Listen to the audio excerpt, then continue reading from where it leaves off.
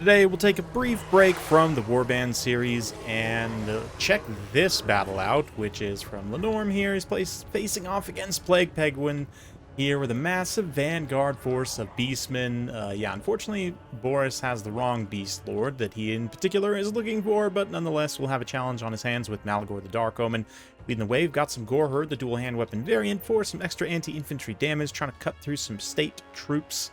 Centaurs with weapons historically trade very well with Empire Cavalry, so expect to see them pretty much maxed out here, which we do. We also got Blackhorn's Ravagers, Butchers of Kalkengard, a little bit of Ungor Spearman Herd. No range, just all-in melee rush for the Beastmen. Plague Penguin's got Boris, very good here, not just for the lore, but also for his mechanics. Bright Wizard also quite strong. Lore of Fire generally very good, and also against the Beastmen in particular. You have some Knights of the Black Rose helping to defend with a bunch of spears. Max Free Company Militia, including the Stirland's Revenge. And yeah, some Halberdiers in the back. A couple of Swordsmen mixed in there as well. I do like the pick of the Free Company in this matchup. Although this is quite an infantry base to be working from. Quite the man spam, horde of dudes, if you will. One Outrider as well, going to make their presence felt, perhaps. But already some guns teeing off. Getting some good damage in. Trying to poke away at Malagor himself a little bit here, which is definitely going to be some damage. But yeah, the Centaur is definitely quite threatening. And right now, Lenorm definitely has the advantage of numbers on his side. In terms of melee units, of course, the Empire have a lot more units overall in the field. But those ranged units hang back, shooting for now. You see a beautiful burning head here, cut through multiple units straight down the line there. And just dealing some massive damage. The Beastmen, though, overload their left. The Empire's right starts taking massive damage. Blackhorn's Ravagers, Butchers of Kalkengard. We've got Centaurs following up as well. Massive Flock of Doom. Just beautiful timing all the way around to get a big push. Try and break this flank. You can see the Knights of the Black Rose rushing in to help shore up the gap. The Halberdiers also move in to fill in some space here as the Spearmen and Free Company just get absolutely devoured. Swordsmen as well. Not standing up too well, as to be expected, but Stirland's Revenge here do get involved in melee a little bit, as some of those units kind of follow up, overrun into secondary targets. Boris making his presence felt, no doubt. Does he have both of his debuffs? That is the question here. We do see both Crush the Weak and... no, just Crush the Weak. No White Cloak of Ulrich. Which is understandable from a cost optimization perspective, but I definitely like having both. In particular, yeah, just in general, it's actually nice in most matchups. But Outriders here do help the front line get a pretty nice break. Then they're going to have to pull forward here as the Centaurs get in a position to rear charge them.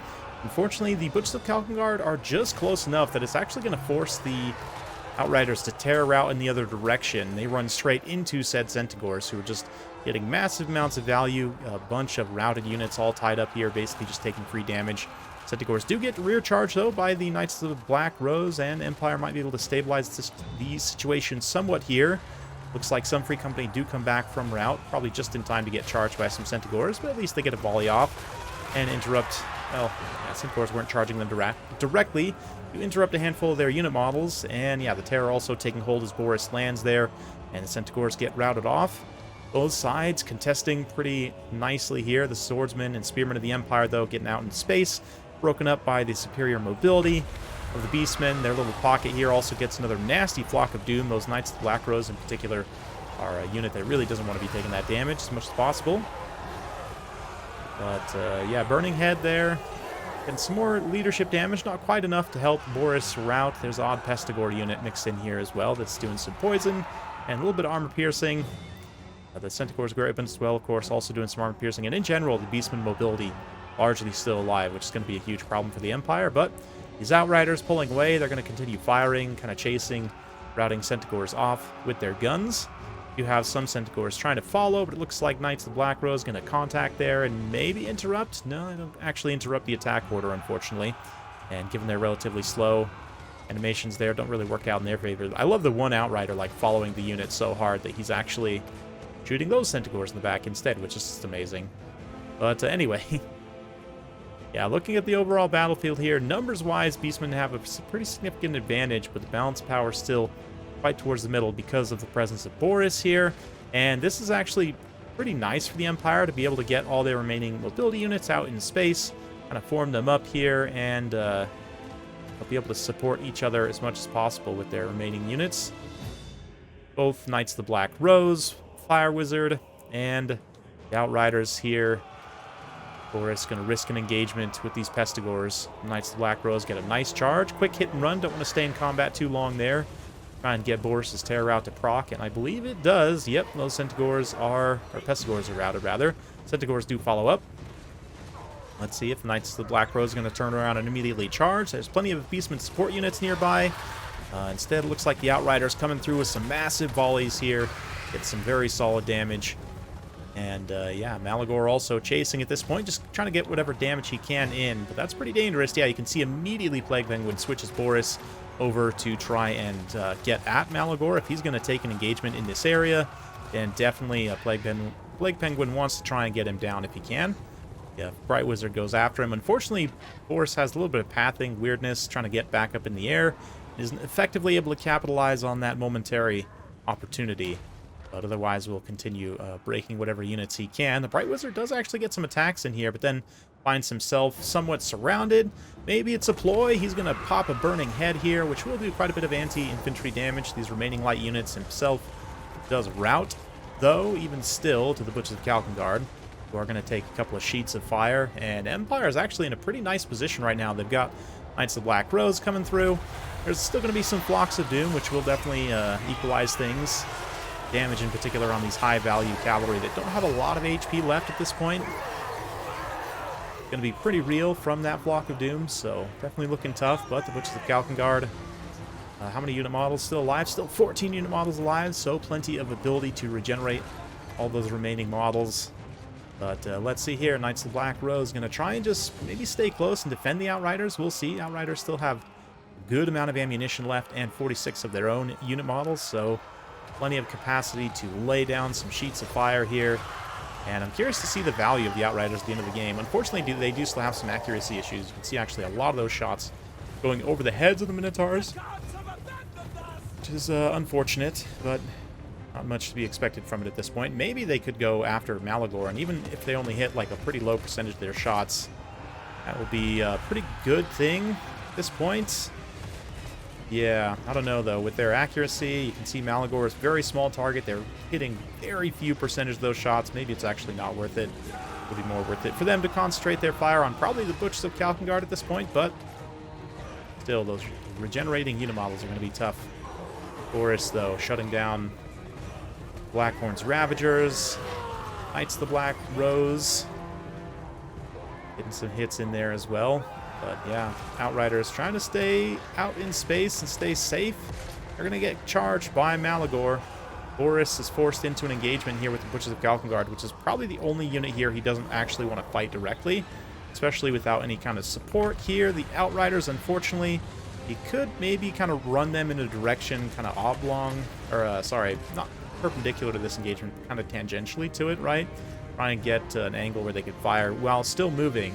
Instead, they're just going to stand and shoot here for a little bit, get a volley or two off while Malagor's in the range here. Unfortunately, still no unit models being dropped to the Butchers of Kalkengard. Their regeneration is basically like keeping pace with Boris's regeneration at this point in terms of army damage value and kind of balanced power. But Malagor takes a big hit there. The loss of Malagor would definitely be pretty huge. Wisely, he's going to get landed here and go old school Malagor, like he used to trudge around on foot way back in the day before he could fly. Kind of throwback he probably doesn't feel super happy about, but nonetheless, little Flock of Doom still going to be dealing some good damage here to those Outriders. They pull away. Boris can be forced to kind of blob these units up. And let's see, the Outriders' accuracy. Is it going to be the make-or-break moment? Keep in mind also that the Butchers of Kalkengard do have shields. Minotaur is one of the few monstrous infantry that can equip shields, and they do give a 55% missile block chance with that giant hunk of wood, which makes a pretty substantial difference. Yeah, you can see the relatively small amount of damage. Considering the volume of fire, it looks very impressive, but the actual damage on target is relatively minimal. There's definitely been an issue for Outriders since their rework. Accuracy has struggled at times, and someone recently was trying to tell me Outriders were better than War Wagons, which I definitely disagree with. I do think this is a matchup where, I don't know, maybe the slower speed of the War Wagons does come back to bite you. And with good micro, definitely Outriders can be good, but Beastmen also just have so much mobility threats. Boris almost achieves a really nice ploy here. Well, he does actually break Terrify Malagor. Ooh, this is going to be a big one, guys.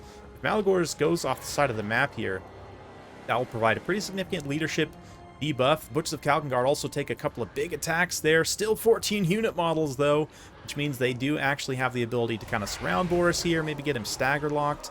And once that melee defense comes into play, yeah, you can see Boris actually doesn't have the greatest hit chance against them once his charge bonus wears off. So more layers of Outriders and Boris. Manages to break Malagor one more time. Man, this is getting close, guys. This is coming down to the absolute wire. But Boris's leadership, looking great. One final Flock of Doom, it looks like. And Malagor maybe trades with the Outriders here. Unfortunately, the Butchers of Kalkengard still have healing cap space, and Boris does not. And their massive melee defense carries through. Beastmen able to just squeak out a win there. And what a game. Very fun one for sure. Very, very close. And a good indication, I think, of maybe where this matchup is at. I gotta say, Plague Penguin played it very well. I might have changed maybe a handful of things in terms of build, but at the same time, like, I get why you bring Knights of the Black Rose just for their defensiveness. They are able to get some value here and not just die horribly like other Empire heavy cavalry. I will say, this build maybe to me says a little bit Knights of the Blazing Sun. Even though their melee defense is lower, you do get some direct synergy with Lord of Fire here, and a big damage spike, especially if you can group them all up, and kind of similar to what the Beastmen tried to do here, like concentrate all your knights into one point, maybe with the timing push of either Burning Head, maybe, and a Cascading Fire Cloak too, to maybe buff the melee defense of one of the Knights of the Blazing Sun, trigger Kindle Flame. Of course, Boris can also fly in the same vicinity, drop down, get a quick tear out. It's a massive damage spike timing push. Try and break a portion of the Beastman's formation, then just start to roll them up from there. Again, risky, certainly. I get the more defensive nature of Plague Penguin's build here, definitely. You know, I haven't, it's been quite some time since I played the Empire, but even still, just the Bright Wizard by himself, a massive amount of value, just burning up various units here. Super strong choice. I really like Boris here as well. We saw the various terror routes and the debuffs. Again, I'd probably take White Cloak of Ulrich as well. That's maybe one other minor alteration I would do here. I really do like the pick of the Free Company. The Swordsmen, you could probably cut them. They're essentially wasted value here, and use that funds to kind of get your other reallocation of things here. Outriders also very good. I don't know, with all this, I don't know if Plague Penguin has the micro or the protection to take a second Outrider. But, you know, if he could use it effectively, obviously that's a big if. I know I probably could not, so I wouldn't. But, yeah. This unit right here, though, Centaur's Great Weapons, generally factions with great AP cavalry tend to do very well against the Empire. If you can trade well into stuff like Empire Knights, Knights of the Blazing Sun, Reichsguard, you know, you'll usually set up pretty well for success. Beastmen historically have been one of those factions, even when Centaurs, you know, basically at any point in time, you know, on the timeline of Warhammer 1, 2, or 3, Centaur's Great Weapons have been good against stuff like Empire Knights, and it's always kind of affected the way this matchup ends up playing out. Yeah, so it is definitely very interesting from that perspective to see, you know, for Great Weapon Centaurs is definitely what I would expect in this matchup, especially right now. Where they can also just munch war wagons, right? Ideally. So if they can catch them, which they definitely can right now. War wagons, relatively slow speed. Or is it like 66, something maybe lower than that? But Butchers of Kalkengard, obviously MVPs as well, being able to regenerate through a lot of that damage. And yeah, just being able to hold their own until the late game. And then in the late game, with all those unit models and regeneration, just absolutely carry. So definitely a fun one for sure. Hopefully you guys enjoyed that. If you like this sort of content, be sure to like, subscribe, hit that bell notification button. Every time I upload a new video, you'll be notified. Thanks again. We'll see you next time.